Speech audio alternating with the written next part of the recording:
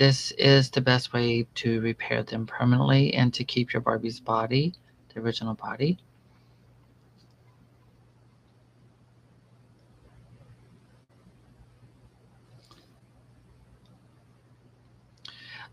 This is also a good way to make it so that your doll's neck, well, the head can fit tighter on the body.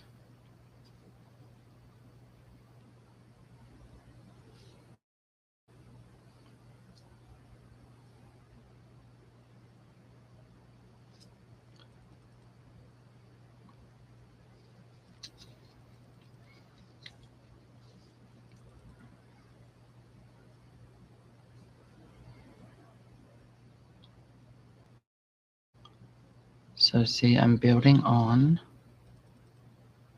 and to blending with